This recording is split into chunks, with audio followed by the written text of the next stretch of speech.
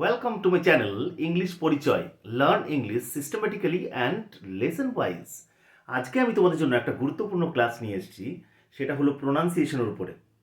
এর আগে আম, ইংরেজি শব্দ কি করে উচ্চারণ করব, এর আগে আমরা সেই সংক্রান্ত ভিডিও অনেক বানিয়েছি। তোমরা যদি আমার ইউটিউব চ্যানেলে নতুন হও, তাহলে অবশ্যই তোমাদেরকে আমি রিকোয়েস্ট করব যে তোমরা অবশ্যই আমার প্লেলিস্টে যাবে এবং সেখানে সব ধরনের ভিডিও, প্রোনাউন্সিয়েশন, ইংরেজি grammar, text, unseen, competitive exam, rhetoric, prosody, literature, যে কোনো ভিডিও আমি কি করার চেষ্টা করেছি সেগুলোকে সিস্টেমেটিকলি সাজানোর চেষ্টা করেছি, সেগুলো তোমরা অবশ্যই দেখবে।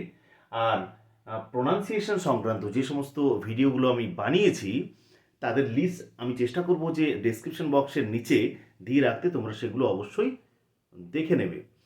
আমি এর আগেও বলেছি, আর এটা ক্লাসটা শুরু করার আগেও বলি যে যদি আপনারা এই ভিডিওটা আপনাদের বাচ্চাকে দেখাচ্ছেন, তাহলে অবশ্যই বলবো এটা হেল্পফুল হবে খুবই।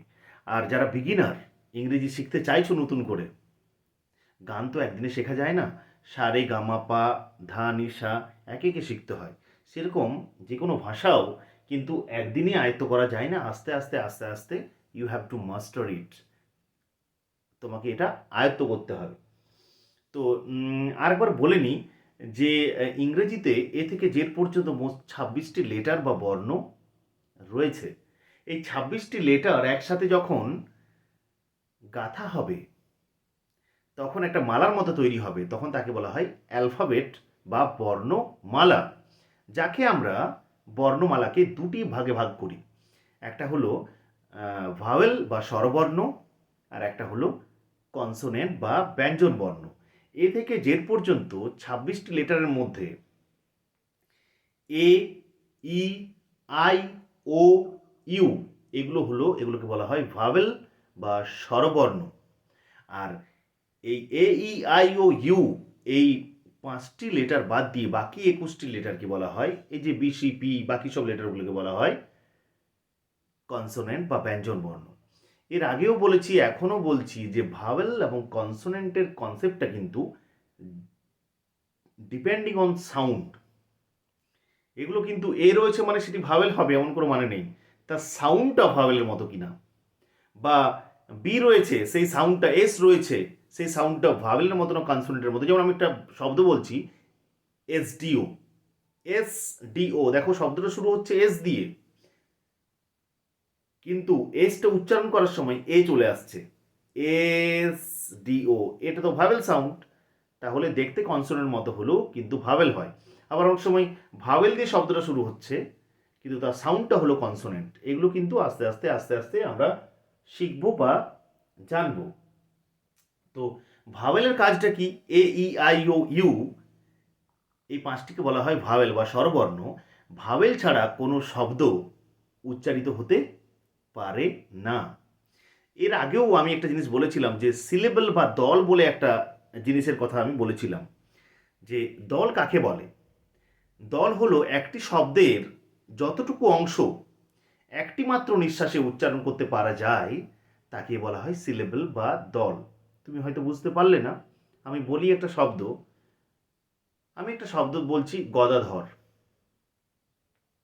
তো গদাধর শব্দটা যখন উচ্চারণ করছি, অনেকগুলো লেটার নিয়ে তৈরি হয়েছে একটা শব্দ, পাশাপাশি তৈরি হয়েছে, বসেছে, তার একটা নির্দিষ্ট অর্থ রয়েছে, তাই একে শব্দ বলে। তো গদাধর শব্দটা উচ্চারণ করার সময় দেখো গদাধর যতই তুমি তাড়াতাড়ি বলো না কেন, তোমাকে কিন্তু বলতে হচ্ছে গ দা ধর, এই 3টে অংশ তোমাকে বলতে হচ্ছে। ওই এক একটি অংশকে বলা হয় সিলেবল বা দল। বাংলাতে তোমরা পেয়েছো মুক্ত দল বা রুদ্ধ দল, সেরকম ইংরেজিতে তাকে বলা হয় সিলেবল। তো সিলেবেলের কাজটা কি? সিলেবেল, প্রত্যেকটা সিলেবেলে কিন্তু অবশ্যই একটা করে ভাওয়েল বা স্বরবর্ণ থাকবে। এই কেন থাকবে? কারণ ভাওয়েল ছাড়া কোনো কিছুই তো উচ্চারিত হতে পারে না। তাহলে সিলেবল যখন বলছি গ, গ, আ, আ, আ, তখন এই জি, এ, গ, তো এই যে এটা ভাওয়েল, প্রত্যেকটা সিলেবেল মাত্রই দা, দা, আ, দা, ডি, এ, দেখছো প্রত্যেকটা সিলেবেলেই একটা করে ভাওয়েল থাকবে। ধর, অ, ডিএইচ ও আর বা ডিএইচ এ আর। তো সিলেবেল, প্রত্যেকটা সিলেবেলেই অবশ্যই একটা করে ভাওয়েল থাকতে হবে, কারণ ভাওয়েল ছাড়া কোনো কিছু কি হতে পারে না, উচ্চারিত হতে পারে না।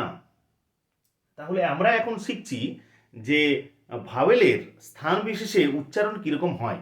এর আগের আমরা দুটো ক্লাসে দেখিয়েছি যে এ কখন কখন কীরকম কীরকম উচ্চারিত হতে পারে, তাই তো। এর উচ্চারণটা যে সব জায়গায় এ হবে এমন কোনো মানে নেই। ই এর উচ্চারণও দেখিয়েছি, ই এর উচ্চারণটা সব জায়গায় যে ই হবে এমন কোনো মানে নেই। সেরকম আজকে আমি দেখাবো যে আয়ের উচ্চারণ, এই যে আয়, এ ই আই ও ইউ, এই পাঁচটাকে ভাওয়েল বলা হয়। তো এই আয়ের উচ্চারণটা স্থান বিশেষে মোটামুটি মেনলি কি কি উচ্চারণগুলো হতে পারে। এর মেনলি তিন ধরনের উচ্চারণ হতে পারে। আয়ের আয়ের আয়ের উচ্চারণটা আই হতে পারে। কোন কোন জায়গায় আই হতে পারে? আয়ের উচ্চারণটা আই হতে পারে কোন কোন জায়গায়? শব্দগুলো লক্ষ্য করো। HIND, হাইন্ড, আ আ, এখানে এই আয়ের উচ্চারণটা কিরকম হচ্ছে? আয়ের মতো হচ্ছে, আই। হাই হাই হাই, এই চাই কি হয়? হাই হয়, হাই। হি হয়, এখানে হি নয়, high, hind, HIND, hind, I. দেখো এই শব্দটা লক্ষ্য করো, কাইন্ড, KIND, কাইন্ড, এই কে আই কিন্তু কাই হয়, আই আই, আয়ের উচ্চারণটা আই হচ্ছে। ফাইন্ড, FIND, ফাইন্ড, FI হচ্ছে, আই। তাহলে আয়ের উচ্চারণটা কি হচ্ছে এখানে? আই, আই হচ্ছে। আ, হর্ষ ই। MIND কি হয় উচ্চারণ? মাইন্ড। তাহলে MI কি হয় এখানে? MI কি উচ্চারণ হচ্ছে? মাই। তাহলে এই যে মাই শব্দটাকে ভাঙলে মা যুক্ত আই, আ, হর্ষ ই। তাহলে আয়ের এই সমস্ত যে আমরা দেখলাম যে শব্দগুলো, মাইন্ড, কাইন্ড, হাইন্ড, ফাইন্ড, এই শব্দগুলোতে আয়ের উচ্চারণটা কিরকম হচ্ছে? আই হচ্ছে। এরপর যে আয়ের উচ্চারণ সবসময় আই হবে, এই ভ্রান্ত ধারণাটা কিন্তু অবশ্যই তোমরা রাখবে না। আয়ের উচ্চারণ কখনো কখনো আ হতে পারে, আ। কখন কখন হয় চলো দেখে নিই। শব্দটা লক্ষ্য করো, ফার্স্ট, FIRST, ফার্স্ট মানে প্রথম, তাই তো। তো FI এটার উচ্চারণ কি হচ্ছে? ফা, আ, ফ যুক্ত আ, ফ যুক্ত আ মানে ফা। তাহলে আয়ের উচ্চারণ কি হচ্ছে বলতো? এখানে আই হচ্ছে। ফাইন, FIRST, ফার্স্ট, আ। AIR শব্দটা লক্ষ্য করো, এয়ার মিন্স বাতাস। AIR এটা একটা শব্দ, যে AI এর উচ্চারণ কিরকম হচ্ছে? আই, আ আ আ, এয়ার, এয়ার, আ আ, এ আ, এ আর র। তাহলে এর উচ্চারণ হচ্ছে, এখানে আয়ের উচ্চারণ হচ্ছে আ। এখানে লক্ষ্য করো, তারপরে যে শব্দ রয়েছে SI আর, স্যার বলি, sir sir sir sir sir, আ, স্যার স্যার স্যার, SI, সা আ র, স্যার, SI, সা আ আ আ আ হচ্ছে। সিমিলারলি একই রকম ভাবে FIRE, ফায়ার, ফায়ারটা উচ্চারণ করো তো, ফা আ আ আ, FI, ফা আ আ, ফায়ার, FI। তাহলে এখানে আয়ের উচ্চারণটা আয়ের মতোই হচ্ছে। তাহলে আয়ের উচ্চারণ কখনো কখনো দেখলাম যে আয়ের মতো হয়, আ হর্ষইর মতো হয়, কখনো কখনো আবার আয়ের উচ্চারণটা হয় আয়ের মতো, কখনো কখনো আবার আয়ের উচ্চারণটা হয় এই হর্ষ ই, এই হর্ষ ই এর মতো, হর্ষ ই। তো আমরা দেখে নিই কতগুলো শব্দ। ISE, লক্ষ্য করো, ISH উচ্চারণটা কি হচ্ছে? আয়ের উচ্চারণটা কি হচ্ছে? এখানে আইটাই তো ভাবেল। তো আয়ের উচ্চারণটা কি হচ্ছে? ইস, ইস, হর্ষ ই হচ্ছে না, হর্ষ ই, ইস। ইসটা একটা সাফিক্স হিসেবে কাজ করে, যেমন শিপ থেকে এসছে, শিপিস। শিপ একটা শব্দ, কোনো শব্দের শেষে যদি একটা পার্টিকেল, একটা